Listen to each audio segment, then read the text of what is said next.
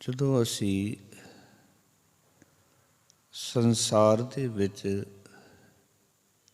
ਕਿਸੇ ਵੀ ਮਨੁੱਖ ਨੂੰ ਤੱਕਦੇ ਹਾਂ, ਦੇਖਦੇ ਹਾਂ, ਉਹ ਕਿਸੇ ਵੀ ਧਰਮ ਨੂੰ ਮੰਨਣ ਵਾਲਾ ਹੋਵੇ ਤਾਂ ਅਸੀਂ ਉਸਦੇ ਧਾਰਮਿਕ ਲਿਬਾਸ ਤੋਂ ਬੜੇ ਪ੍ਰਭਾਵਿਤ ਹੁੰਦੇ ਹਾਂ ਕਿ ਇਹ ਬੜਾ ਧਾਰਮਿਕ ਹੈ, ਬੜਾ ਧਰਮੀ ਹੈ। ਮਨੁੱਖ ਦਾ ਜਿਹੜਾ ਲਿਬਾਸ ਹੈ ਉਹ ਮਨੁੱਖ ਦੇ ਉੱਤੇ ਬਹੁਤ ਪ੍ਰਭਾਵ ਪਾਉਂਦਾ ਹੈ,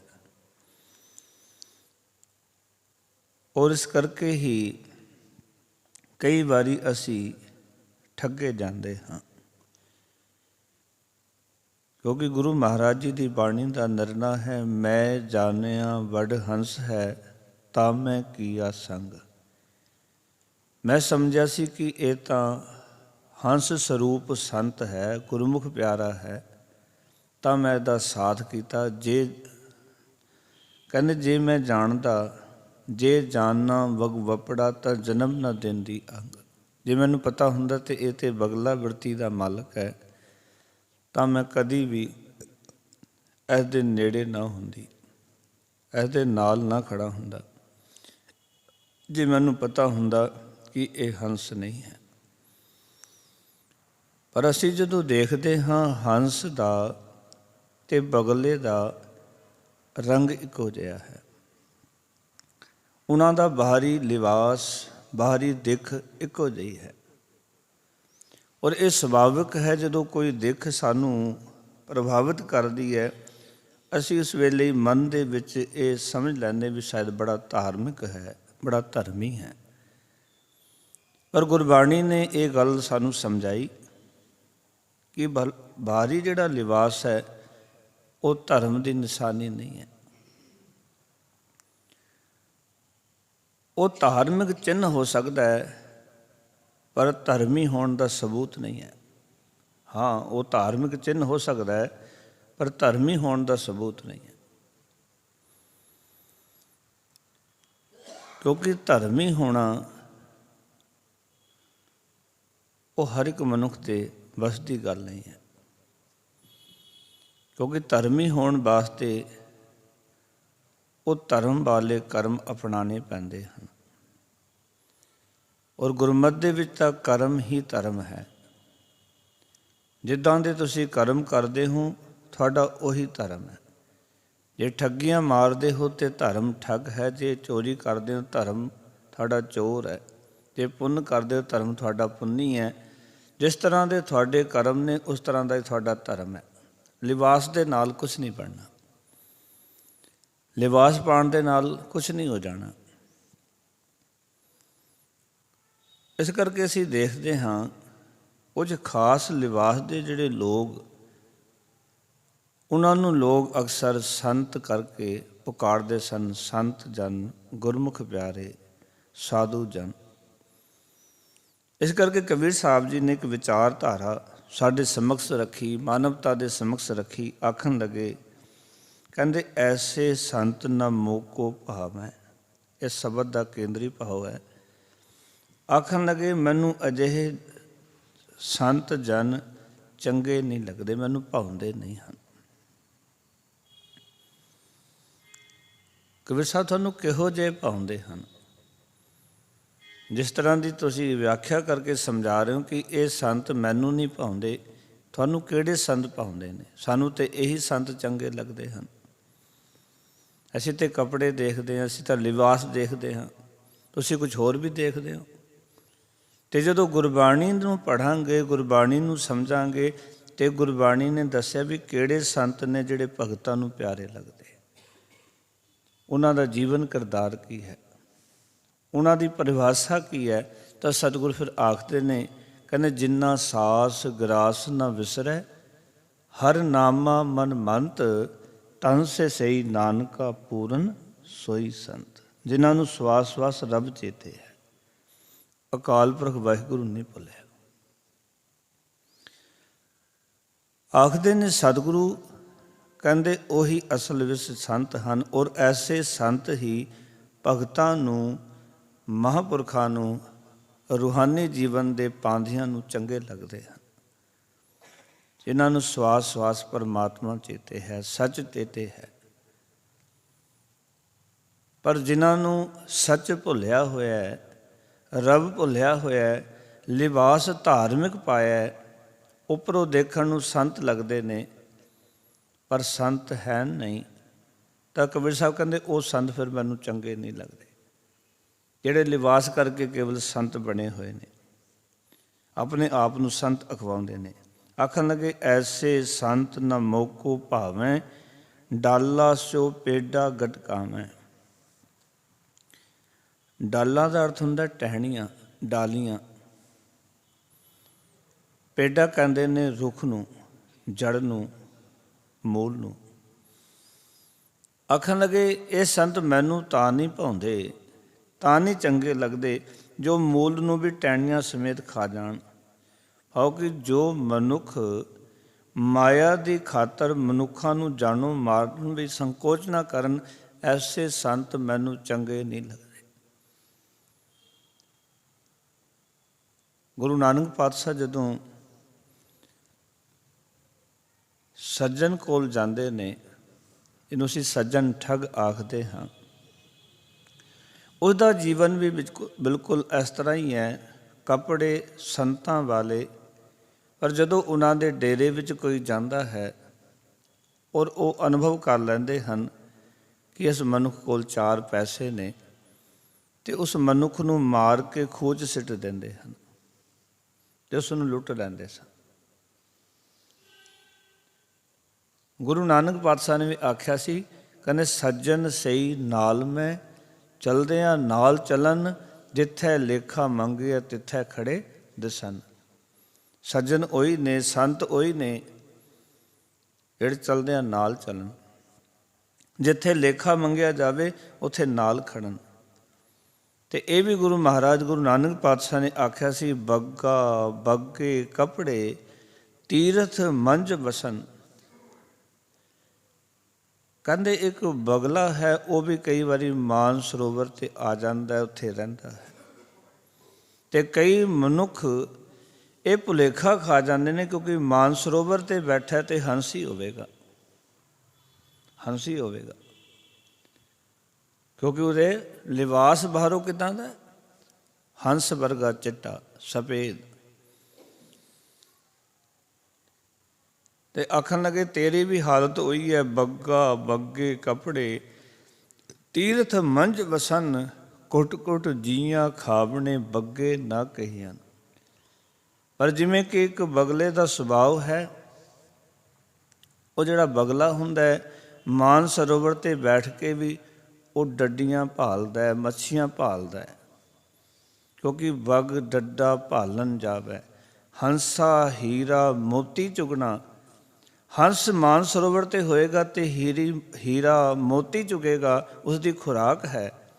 ਪਰ ਜੇ ਮਾਨ ਸਰੋਵਰ 'ਤੇ ਕਿਤੇ ਬਗਲੇ ਨੂੰ ਭੇਜ ਦਿਓ ਨਾ, ਤੇ ਬਗ ਡੱਡਾਂ ਭਾਲਣ ਜਾਵੇ, ਉੱਥੇ ਵੀ ਬਗਲਾ ਵਿਚਾਰਾ ਡੱਡੀਆਂ ਹੀ ਭਾਲਦਾ ਫਿਰਦਾ, ਮੱਛੀਆਂ ਹੀ ਭਾਲਦਾ ਫਿਰਦਾ, ਕਿਉਂਕਿ ਉਹਦੀ ਖੁਰਾਕ ਉਹ ਹੈ, ਉਹ ਆਪਣੀ ਖੁਰਾਕ ਨਹੀਂ ਲੈਂਦਾ। ਹੰਸ ਦੀ ਖੁਰਾਕ ਹੈ ਹੀਰਾ ਤੇ ਮੋਤੀ ਚੁਗਣਾ। ਇਸ ਕਰਕੇ ਗੁਰੂ ਨਾਨਕ ਪਾਤਸ਼ਾਹ ਨੇ ਵੀ ਇਹ ਗੱਲ ਸਮਝਾਈ ਸੀ ਕਿ ਬੈਠਾ ਧਾਰਮਿਕ ਅਸਥਾਨ 'ਤੇ ਹੈ, ਲੋਕ ਧਾਰਮਿਕ ਸਮਝਦੇ ਨੇ, ਪਰ ਬਿਰਤੀ ਇਹ ਹੈ ਕਿ ਲੋਕਾਂ ਨੂੰ ਮਾਰ ਕੇ ਕਤਲ ਕਰਕੇ ਉਹਨਾਂ ਦਾ ਸਭ ਕੁਝ ਖੋਹ ਲੈਣਾ। ਇਸ ਤਰ੍ਹਾਂ ਕਬੀਰ ਸਾਹਿਬ ਜੀ ਕਿਉਂਕਿ ਬਨਾਰਸ 'ਚ ਰਹੇ, ਲੋਕਾਂ ਦੇ ਹਾਲਾਤਾਂ ਤੋਂ, ਲੋਕਾਂ ਦੀ ਕਿਰਿਆ ਤੋਂ, ਧਾਰਮਿਕ ਲਿਬਾਸ ਪਾਉਣ ਵਾਲੇ ਲੋਕਾਂ ਤੋਂ ਬੜੇ ਜਾਣੂ ਸਨ, ਕਿਉਂਕਿ ਉਸ ਇਲਾਕੇ 'ਚ ਵਿਚਰਦੇ ਨੇ, ਰਹਿੰਦੇ ਨੇ, ਜਾਣਕਾਰੀ ਹੈ ਕਿ ਇਹ ਧਾਰਮਿਕ ਲਿਬਾਸ ਵਾਲੇ ਕੀ ਕਰ ਰਹੇ ਨੇ। ਤੇ ਆਖਣ ਲੱਗੇ, ਕਹਿੰਦੇ ਐਸੇ ਸੰਤ ਨਾ ਮੋਕੋ ਭਾਵੇਂ, ਡਾਲਾ ਸੋ ਪੇਡਾ ਗਟਕਾਵੇਂ। ਜੋ ਮੂਲ ਨੂੰ ਵੀ ਟਹਿਣੀਆਂ ਸਮੇਤ ਖਾ ਜਾਣ, ਆਓ ਜੋ ਮਾਇਆ ਦੀ ਖਾਤਰ ਮਨੁੱਖਾਂ ਨੂੰ ਜਾਨੋਂ ਮਾਰਨ ਤੋਂ ਵੀ ਸੰਕੋਚ ਨਹੀਂ ਕਰਦੇ, ਤੇ ਐਸੇ ਸੰਤ ਮੈਨੂੰ ਚੰਗੇ ਨਹੀਂ ਲੱਗਦੇ, ਐਸੇ ਸੰਤ ਮੈਨੂੰ ਚੰਗੇ ਨਹੀਂ ਲੱਗਦੇ। ਕਿਉਂਕਿ ਸੰਤ ਦਾ ਕੰਮ ਹੈ ਮਨੁੱਖ ਨੂੰ ਜੀਵਨ ਦੇਣਾ। ਸੰਤ ਦਾ ਕੰਮ ਹੈ ਮਨੁੱਖ ਦਾ ਉद्धार ਕਰਨਾ। ਸੰਤ ਦਾ ਕੰਮ ਹੈ ਮਨੁੱਖ ਨੂੰ ਕਿਸੇ ਮਾਰਗ ਤੇ ਤੋਰਨਾ। ਸੰਤ ਦਾ ਕੰਮ ਨਹੀਂ ਕਿਸੇ ਨੂੰ ਮਾਰਨਾ। ਸੰਤ ਦਾ ਕੰਮ ਨਹੀਂ ਕਿਸੇ ਨੂੰ ਕਤਲ ਕਰਨਾ। ਆਖਣ ਲੱਗੇ ਐਸੇ ਸੰਤ ਮੈਨੂੰ ਚੰਗੇ ਨਹੀਂ ਲੱਗਦੇ। ਫਿਰ ਜੋ ਵਿਆਖਿਆ ਕਰ ਰਹੇ ਨੇ, ਆਸਾ ਗਜ ਸਾਢੇ ਤੈ ਤੈ ਧੋਤੀਆਂ ਤੇਹਰੇ ਪਾਇਨ ਤੱਗ। ਆਖਣ ਲੱਗੇ ਜੋ ਮਨੁੱਖ 3.5 ਗਜ ਲੰਬੀਆਂ ਧੋਤੀਆਂ ਪਹਿਨਦੇ, ਉਹ ਕਿ ਲੰਬਾ ਲਿਬਾਸ ਹੈ ਧਾਰਮਿਕ। ਹਾਲੇ ਤੇਹਰੇ ਪਾਇਨ ਤੱਗ, ਤੇਹਰੀਆਂ ਤੰਦਾਂ ਵਾਲੇ ਜਨੇਊ ਪਾਉਂਦੇ ਹਨ। ਕਿਉਂਕਿ ਜਿਹੜੇ ਬਨਾਰਸ ਦੇ ਵਸਨੀਕ ਨੇ, ਬਨਾਰਸ ਵਿੱਚ ਜਿਹੜੇ ਧਾਰਮਿਕ ਲੋਕ ਨੇ ਔਰ ਜਿਨ੍ਹਾਂ ਦਾ ਕੰਮ ਹੀ ਪੂਜਾ ਪਾਠ ਦਾ ਕੰਮ ਹੈ, ਲੋਕਾਂ ਨੂੰ ਸਿੱਖਿਆ ਦਿਖਿਆ ਦੇਣ ਦਾ ਕੰਮ ਹੈ, ਅਤੇ ਉਹ ਲੰਬੇ ਚੋਲੇ ਪਾਉਂਦੇ ਸਨ ਅਤੇ ਨਾਲ ਟਹਿਰੀਆਂ ਤੰਦਾਂ ਵਾਲੇ ਜਨੇਊ ਪਾਉਂਦੇ ਸਨ। ਅਤੇ ਲੋਕਾਂ ਨੂੰ ਜਨੇਊ ਨੂੰ ਦੇਖ ਕੇ ਦੂਰੋਂ ਪਤਾ ਚੱਲ ਜਾਂਦਾ ਸੀ ਵੀ ਇਹ ਮਹਾਨ ਪੰਡਤ ਹੈ, ਇਹ ਵੱਡਾ ਪੰਡਤ ਹੈ, ਇਹ ਸ਼੍ਰੋਮਣੀ ਪੰਡਤ ਹੈ। ਦੂਰੋਂ ਹੀ ਪਤਾ ਲੱਗ ਜਾਂਦਾ ਸੀ। ਆਖਣ ਲੱਗੇ ਗਜ ਸਾਢੇ ਤੈ ਤੈ ਧੋਤੀਆਂ ਤੇਹਰੇ ਪਾਇਨ ਤੱਗ, ਗਲੀ ਜਿੰਨਾ ਜਪ ਮਾਲੀਆਂ ਲੋਟੇ ਹੱਥ ਨਿਵਗ। ਆਖਣ ਲੱਗੇ ਕਹਿੰਦੇ ਜਿਨ੍ਹਾਂ ਦੇ ਗਲੇ ਵਿੱਚ ਮਾਲਾ ਹੈ, ਗਲੀ ਜਿਨ੍ਹਾਂ ਦੇ ਗਲੇ ਵਿੱਚ ਮਾਲਾ ਹੈ, ਜਿਹੜੇ ਮਾਲਾ ਪਾਉਂਦੇ ਨੇ ਤੇ ਕੀ ਕਰਦੇ ਨੇ, ਲੋਟੇ ਹੱਥ ਨਿਵਗ, ਤੇ ਹੱਥ ਵਿੱਚ ਲੋਟਾ ਫੜਿਆ ਹੋਇਆ। ਆਓ ਕਿ ਉਹ ਕੀ ਕਰਦੇ ਸਨ, ਹੱਥ ਵਿੱਚ ਲਿਸਕਦੇ ਹੋਏ ਲੋਟੇ ਫੜ ਕੇ ਰੱਖਦੇ ਸਨ, ਜਿਹਨੂੰ ਆਪਾਂ ਗੜਵੀ ਕਹਿੰਦੇ ਹਾਂ। ਅੱਜ ਵੀ ਤੁਸੀਂ ਬਹੁਤ ਸਾਰੇ ਸਾਧਾ ਸੰਤਾਂ ਕੋਲ ਦੇਖ ਸਕਦੇ ਹੋ ਕਿ ਉਹ ਆਪਣੇ ਨਾਲ ਇੱਕ ਗੜਵੀ ਰੱਖਦੇ ਨੇ, ਜੋ ਕਿ ਅਜੋਕਾ ਜ਼ਮਾਨਾ ਅਸੀਂ ਦੇਖਦੇ ਹਾਂ। ਠੀਕ ਹੈ, ਪੁਰਾਤਨ ਸਮਾਂ ਜੰਗਲ 'ਚ ਰਹਿਣਾ, ਗੜਵੀ 'ਚ ਪਾਣੀ ਪਾ ਲੈਣਾ ਸਮਝ ਆਉਂਦੀ ਸੀ। ਪਰ ਹੁਣ ਹਰ ਥਾਂ 'ਤੇ ਜਿੱਥੇ ਵੀ ਧਾਰਮਿਕ ਸਥਾਨ ਬਣੇ ਨੇ, ਹਰ ਥਾਂ 'ਤੇ ਟੂਟੀਆਂ ਲੱਗੀਆਂ, ਪਾਣੀ ਦੇ ਪ੍ਰਬੰਧ ਨੇ, ਪਰ ਅੱਜ ਵੀ ਉਹਨਾਂ ਨੇ ਇਹੀ ਭੇਡ ਚਾਲ ਫੜੀ ਹੋਈ ਹੈ। ਫਿਰ ਉਹਨਾਂ ਲੋਕਾਂ ਨੂੰ ਕਹਿ ਰਹੇ ਨੇ ਜਿਹੜੇ ਗੰਗਾ ਦੇ ਕਿਨਾਰੇ 'ਤੇ ਬੈਠੇ ਨੇ, ਇੱਥੇ ਗੰਗਾ ਦਾ ਸ਼ੁੱਧ ਜਲ ਵਗ ਰਿਹਾ ਹੈ, ਇਸ ਲੋਟੇ ਦੀ ਲੋੜ ਨਹੀਂ। ਪਰ ਉਹਨਾਂ ਨੇ ਆਪਣੀ ਇੱਕ ਨਿਸ਼ਾਨੀ ਬਣਾਈ ਵੀ ਹੱਥ ਵਿੱਚ ਲੋਟਾ, ਇਹ ਵੱਡਾ ਸਾਧ ਸੰਤ ਹੋਏਗਾ। ਲੋਟਾ ਵੀ ਇੱਕ ਵੱਡੇ ਸਾਧ ਸੰਤ ਦੀ ਨਿਸ਼ਾਨੀ ਹੈ। ਉਹ ਗੜਵੀ ਰੱਖਦੇ ਨੇ, ਤੇ ਜਿਹੜਾ ਗੜਵੀ ਫੜ ਕੇ ਚੱਲਦਾ ਉਹਨੂੰ ਗੜਵਈ ਕਹਿੰਦੇ ਨੇ, ਵੀ ਇਹ ਇਹਨਾਂ ਦਾ ਗੜਵਈ ਹੈ ਸੰਤਾਂ ਦਾ।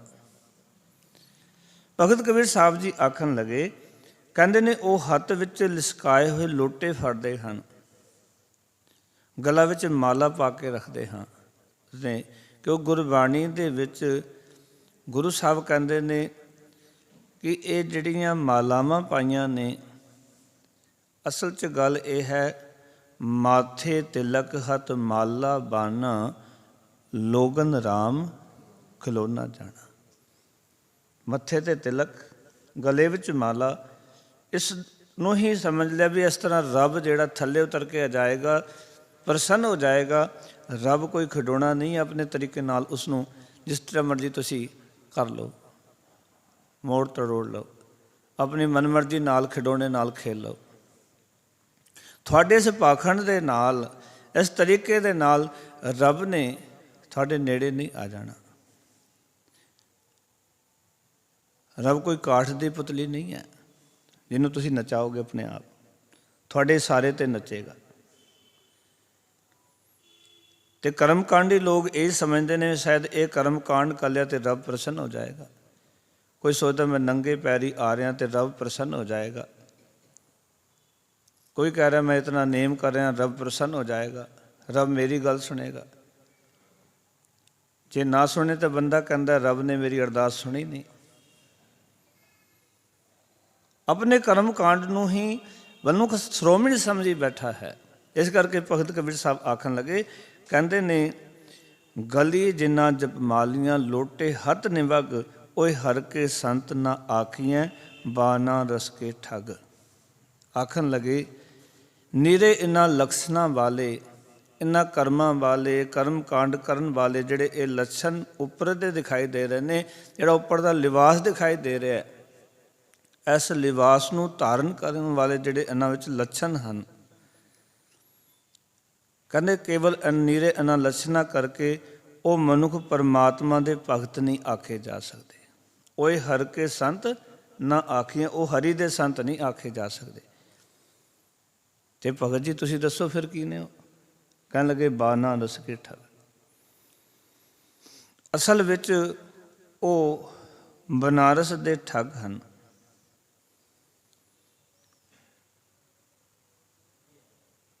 ਕਿਉਂਕਿ ਭਗਤ ਜੀ ਬਨਾਰਸ ਵਿੱਚ ਰਹਿੰਦੇ ਨੇ, ਭਗਤ ਜੀ ਜੋ ਦੇਖ ਰਹੇ ਨੇ ਉਹ ਅੱਖਾਂ ਦੇ ਸਾਹਮਣੇ ਬਿਆਨ ਕਰ ਰਹੇ ਹਨ। ਪਰ ਸੱਚਾਈ ਜੇ ਦੇਖੀਏ ਤਾਂ ਇਸ ਤੋਂ ਵੀ ਅੱਗੇ ਹੈ ਕਿ ਅੱਜ ਬਹੁਤ ਸਾਰੇ ਅਸਥਾਨ 'ਤੇ ਬੈਠਣ ਵਾਲੇ ਮੇਰੇ ਵਰਗੇ ਲੋਕ ਬਾਨਾ ਰਸ ਕੇ ਠੱਗ ਹੀ ਹਨ। ਉਹ ਧਾਰਮਿਕ ਸਥਾਨਾਂ 'ਤੇ ਬੈਠ ਕੇ ਲੋਕਾਂ ਨੂੰ ਠੱਗਦੇ ਹਨ, ਲੁੱਟਦੇ ਹਨ, ਧੋਖਾ ਦਿੰਦੇ ਹਨ। ਔਰ ਮੈਂ ਸਮਝਦਾ ਕਿ ਕਿਸੇ ਬੰਦੇ ਨੂੰ ਧੋਖਾ ਦੇਣਾ, ਉਸ ਬੰਦੇ ਨੂੰ ਨਹੀਂ, ਆਪਣੇ ਆਪ ਨੂੰ ਧੋਖਾ ਦੇਣਾ, ਆਪਣੀ ਜ਼ਮੀਰ ਨੂੰ ਧੋਖਾ ਦੇਣਾ, ਇਨਸਾਨੀਅਤ ਨੂੰ ਧੋਖਾ ਦੇਣਾ, ਆਪਣੇ ਕਰਮਾਂ ਨੂੰ ਧੋਖਾ ਦੇਣਾ। ਪਰ ਲੋਕ ਇਹ ਕੰਮ ਕਰਦੇ ਸਨ। ਔਰ ਅਸੀਂ ਅੱਜ ਦੇਖਦੇ ਹਾਂ ਕਿ ਸਾਡੇ ਧਾਰਮਿਕ ਸਥਾਨਾਂ 'ਤੇ ਕਿਤੇ ਨਾ ਕਿਤੇ ਇਸ ਤਰ੍ਹਾਂ ਦੀਆਂ ਕਿਰਿਆਵਾਂ ਜਦੋਂ ਚੱਲਦੀਆਂ ਕਿ 100 ਰੁਪਏ ਦੇ ਵਿੱਚ ਸਰੋਪਾ ਲੈ ਜਾਓ। ਸਰੋਪਾ ਕੋਈ ਵੇਚਣ ਦੀ ਚੀਜ਼ ਨਹੀਂ ਸੀ, ਪਰ ਅੱਜ ਚੱਲ ਰਿਹਾ ਸਾਰਾ ਕੁਝ, ਇੱਕ ਧੰਦਾ ਬਣ ਗਿਆ। ਧਰਮ ਤਾਂ ਸਿੱਖਣ ਦਾ, ਜੀਵਨ ਜਾਚ ਦਾ ਇੱਕ ਕੇਂਦਰ ਹੈ, ਜਿੱਥੋਂ ਕਿ ਆਪਾਂ ਜੀਵਨ ਜਾਚ ਸਿੱਖਣੀ ਹੈ। ਉੱਥੇ ਜਿਹੜੀਆਂ ਚੀਜ਼ਾਂ ਨੂੰ ਇੱਕ ਧੰਦੇ ਦਾ ਰੂਪ ਦੇ ਦਿੱਤਾ ਜਾਂਦਾ ਹੈ। ਕੋਈ ਬਾਬਾ ਆਪਣੀਆਂ ਸਬਜ਼ੀਆਂ ਹੱਥ ਲਾ ਲਾ ਕੇ ਲੱਖਾਂ ਰੁਪਈਆਂ ਦੀ ਵੇਚੀ ਜਾਂਦਾ ਹੈ, ਕੋਈ ਦੂਜਾ ਤੀਜਾ ਹੋਰ ਕੁਝ ਕਰੀ ਜਾਂਦਾ ਹੈ। ਇਹ ਸਭ ਠੱਗੀ ਦੇ ਸਾਧਨ ਹਨ। ਤੁਸੀਂ ਦੇਖਿਆ ਨਾ, ਕਿਸ ਨੇ ਬਾਬੇ ਨੇ ਜਿਹੜੇ ਕਿ ਹੱਥ ਲਾਉਂਦੇ ਨੇ ਸਬਜ਼ੀ 10 ਰੁਪਏ ਕਿਲੋ ਵਾਲੀ ਜੋ ਹਜ਼ਾਰਾਂ ਰੁਪਏ ਕਿਲੋ ਵਿਕ ਜਾਂਦੀ ਹੈ, ਵੀ ਬਾਬੇ ਨੇ ਹੱਥ ਲਾ ਦਿੱਤਾ। ਔਰ ਅਸਥਾਨ ਧਾਰਮਿਕ ਬਣਾਏ ਨੇ।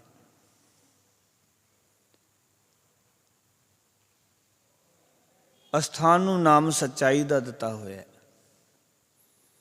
ਇਸ ਕਰਕੇ ਭਗਤ ਕਬੀਰ ਸਾਹਿਬ ਜੀ ਆਖਣ ਲੱਗੇ, ਕਹਿੰਦੇ ਨੇ ਉਹਨਾਂ ਦਾ ਇਹ ਜੀਵਨ ਕਿਰਦਾਰ ਹੈ। ਫਿਰ ਕਹਿਣ ਲੱਗੇ ਬਾਸਨ ਮਾਂਜ ਚਰਾਵੇਂ ਉੱਪਰ ਕਾਠੀ ਦੋਏ ਚਲਾਵੇਂ। ਉਹ ਭਾਂਡੇ ਮਾਂਜ ਕੇ ਚੁੱਲ੍ਹਿਆਂ ਉੱਤੇ ਰੱਖਦੇ ਹਨ, ਹੇਠਾਂ ਲੱਕੜੀਆਂ ਜਿਹੜੀਆਂ ਬਾਲਦੇ ਨੇ ਨਾ, ਉਹ ਧੋ ਕੇ ਬਾਲਦੇ ਹੈ। ਵਸਦਾ ਖੋਦ ਕਰੈਂ ਦੋ ਚੁੱਲ੍ਹੇ, ਸਾਰੇ ਮਨ ਸਕਾਵੇਂ। ਧਰਤੀ ਪੁੱਟ ਕੇ 2 ਚੁੱਲ੍ਹੇ ਬਣਾਉਂਦੇ ਹਨ, ਪਾਓ ਕਿ ਸੁੱਚ ਦਾ ਇਤਨਾ ਖਿਆਲ ਰੱਖਦੇ ਨੇ। ਪਰ ਕਰਦੇ ਕੀ ਨੇ? ਕਹਿੰਦੇ ਨੇ ਸਮੁੱਚੇ ਮਨੁੱਖ ਨੂੰ ਹੀ ਖਾ ਜਾਂਦੇ ਹਨ। ਪਾਓ ਕਿ ਉਹਨਾਂ ਦੀ ਬਿਰਤੀ ਇਹੋ ਜਿਹੀ, ਇਸ ਤਰ੍ਹਾਂ ਦੇ ਕਰਮ ਕਰਦੇ ਨੇ। ਓਏ ਪਾਪੀ ਸਦਾ ਫਿਰੈ ਅਪਰਾਧੀ, ਮੁਖੋ ਅਪਰਸ ਕਰਾਮੈ। ਇਹੋ ਜਿਹੇ ਮੰਦ ਕਰ ਵੀ ਮਨੁੱਖ ਸਦਾ ਵਿਕਾਰਾਂ ਵਿੱਚ ਹੀ ਖਚਿਤ ਰਹਿੰਦੇ ਨੇ। ਉਂਝ ਮੂੰਹ ਅਖਵਾਉਂਦੇ ਹਨ, ਕਿਸੇ ਮਾਇਆ ਦੇ ਨੇੜੇ ਨਹੀਂ ਜਾਂਦੇ, ਮਾਇਆ ਨੂੰ ਛੂੰਹਦੇ ਨਹੀਂ, ਮਾਇਆ ਨੂੰ ਬਾਬਾ ਜੀ ਹੱਥ ਨਹੀਂ ਲਾਉਂਦੇ। ਇਸ ਤਰ੍ਹਾਂ ਦੀ ਵਿਚਾਰਧਾਰਾ। ਫਿਰ ਕਹਿਣਗੇ ਸਦਾ ਸਦਾ ਫਿਰੈ ਅਭਿਮਾਨੀ, ਕਹਿੰਦੇ ਸਗਲ ਕੁਟੁੰਬ ਦੁਆਵੇਂ। ਉਹ ਹਮੇਸ਼ਾ ਹੀ ਅਹੰਕਾਰ ਵਿੱਚ ਮਸਤ ਰਹਿੰਦੇ ਹਨ, ਅਹੰਕਾਰੇ ਹੀ ਰਹਿੰਦੇ ਹਨ, ਅਤੇ ਆਪ ਤਾਂ ਡੁੱਬਦੇ ਹਨ, ਆਪਣੇ ਸਾਥੀਆਂ ਨੂੰ ਵੀ, ਆਪਣੇ ਕੁਟੁੰਬ ਨੂੰ ਵੀ ਡੁਬਾ ਲੈਂਦੇ ਹਨ, ਇਹਨਾਂ ਮੰਦਾ ਕਰਮਾਂ ਵਿੱਚ ਡੋਬ ਲੈਂਦੇ ਹਨ। ਜਿਤ ਕੋ ਲਾਇਆ ਤਿਤ ਹੀ ਲਾਗਾ, ਤੈਸੇ ਕਰਮ ਕਮਾਵੈ। ਹਰ ਜੀਵਾਂ ਦੇ ਕੀ ਵਸੇ ਅਕਾਲ ਪੁਰਖ। ਜਿਸ ਪਾਸੇ ਪਰਮਾਤਮਾ ਨੇ ਕਿਸੇ ਮਨੁੱਖ ਨੂੰ ਲਾਇਆ, ਉਸ ਪਾਸੇ ਉਹ ਲੱਗਿਆ ਹੋਇਆ। ਇਹੋ ਜਿਹੇ ਹੀ ਉਹ ਕੰਮ ਕਰ ਰਿਹਾ ਹੈ। ਕਹੋ ਕਬੀਰ ਜਿਸ ਸਤਿਗੁਰ ਭੇਟੈ, ਪੁਨਰਪ ਜਨਮ ਨਾ ਆਵੇ। ਸੱਚ ਤਾਂ ਇਹ ਹੈ ਕਿ ਜਿਸ ਮਨੁੱਖ ਨੂੰ ਸਤਿਗੁਰ ਮਿਲ ਪੈਂਦਾ, ਫਿਰ ਕਦੇ ਉਹ ਜਨਮ ਮਰਨ ਦੇ ਗੇੜ ਵਿੱਚ ਨਹੀਂ ਪੈਂਦਾ, ਜਨਮ ਮਰਨ ਦੇ ਗੇੜ ਤੋਂ ਬਚ ਜਾਂਦਾ ਹੈ। ਸੋ ਪਿਆਰ ਵਾਲਿਓ, ਜੇ ਸੰਤ ਬਣਨਾ ਤਾਂ ਐਸੇ ਬਣੋ ਜੈਸਾ ਗੁਰਬਾਣੀ ਕਹਿੰਦੀ ਹੈ। ਉਹ ਸੰਤ ਪਰਵਾਰ ਨਹੀਂ ਜਿਹੜੇ ਕਿ ਸੰਤਾਂ ਵਾਲਾ ਗੁਰਮੁਖਾਂ ਵਾਲਾ ਲਿਬਾਸ ਪਾ ਕੇ ਮਾਨਵਤਾ ਨੂੰ ਧੋਖਾ ਦਿੰਦੇ ਹਨ। ਸੱਚੇ ਸੰਤ ਦੀ ਵਿਆਖਿਆ ਸਮਝੀਏ, ਸੱਚੇ ਸੰਤ ਬਣੀਏ। ਨਹੀਂ ਤਾਂ ਇਹ ਬਚਨ ਜੋ ਕਬੀਰ ਸਾਹਿਬ ਨੇ ਆਖੇ ਨੇ, ਹਰ ਇੱਕ ਧਾਰਮਿਕ ਮਨੁੱਖ ਦੇ ਨਾਲ ਜੁੜੇ ਹੋਏ ਨੇ, ਜਿਹੜਾ ਕਿ ਧਰਮ ਸਥਾਨਾਂ 'ਤੇ ਬੈਠੇ ਨੇ ਜਾਂ ਆਪਣੇ ਆਪ ਨੂੰ ਧਾਰਮਿਕ ਅਖਵਾ ਰਿਹਾ। ਧਾਰਮਿਕ ਹੋਵੇ ਤੇ ਐਸਾ ਹੋਵੇ ਜਿਨ੍ਹਾਂ ਨੂੰ ਉਸ ਰੱਬ ਦਾ ਨਾਮ ਭੁੱਲੇ ਹੀ ਨਾ, ਜਿਨ੍ਹਾਂ ਸਾਸ ਗਰਾਸ ਨਾ ਵਿਸਰੈ, ਹਰ ਨਾਮ ਮਨ ਮੰਤ, ਤਨ ਸੇ ਸਹੀ ਨਾਨਕਾ ਪੂਰਨ ਸੋਈ ਸੰਤ। ਸੋ ਭਗਤ ਕਬੀਰ ਸਾਹਿਬ ਜੀ ਦੱਸ ਰਹੇ ਨੇ ਕਿ ਸੰਤ ਉਹੀ ਹੁੰਦਾ ਜਿਹੜਾ ਕਿ ਉਸ ਰੱਬ ਨੂੰ ਚੇਤੇ ਕਰਦਾ ਹੈ, ਸਤਿਗੁਰ ਦਾ ਮਿਲਾਪ ਹਾਸਲ ਕਰ ਲੈਂਦਾ ਹੈ, ਸਤਿਗੁਰ ਭੇਟ ਜਾਂਦਾ ਹੈ, ਫਿਰ ਜਨਮ ਮਰਨ ਦੇ ਗੇੜ ਤੋਂ ਮੁਕਤ ਹੋ ਜਾਂਦਾ ਹੈ। ਅਤੇ ਇੱਕ ਉਹ ਨੇ ਜਿਹੜੇ ਸੰਤਤਾ ਅਖਵਾਉਂਦੇ ਨੇ, ਕੇਵਲ ਬਾਹਰਲੇ ਲਕਸ਼ਣਾਂ ਕਰਕੇ, ਬਾਹਰ ਦੇ ਲਿਬਾਸ ਕਰਕੇ ਆਪਣੇ ਆਪ ਨੂੰ ਸੰਤ ਸਮਝਦੇ ਹਨ, ਪਰ ਅੰਦਰੋਂ ਪਾਪਾਂ ਨਾਲ ਭਰੇ ਹੋਏ ਨੇ। ਐਸੇ ਮਨੁੱਖ ਰੱਬ ਦੀ ਦਰਗਾਹ 'ਚ ਪ੍ਰਵਾਨ ਨਹੀਂ ਹੁੰਦੇ। ਇਤਨੇ ਬਚਨ ਪ੍ਰਵਾਨ। ਗੁਰੂ ਕਿਰਪਾ ਕਰੇ ਜੋ ਸਬਕ ਕਬੀਰ ਸਾਹਿਬ ਨੇ ਬਖਸ਼ਿਆ ਉਸ ਨਾਲ ਜੁੜ ਕੇ ਜੀਵਨ ਸਫਲਾ ਕਰੀਏ। ਫਤਿਹ ਦੀ ਸਾਂਝ ਕਰੋ। ਆਖੋ ਜੀ ਵਾਹਿਗੁਰੂ ਜੀ ਕਾ ਖਾਲਸਾ, ਵਾਹਿਗੁਰੂ ਜੀ ਕੀ ਫਤਿਹ। ਰਾਮ ਕਲੀ ਮਹਲਾ ਤੀਜਾ।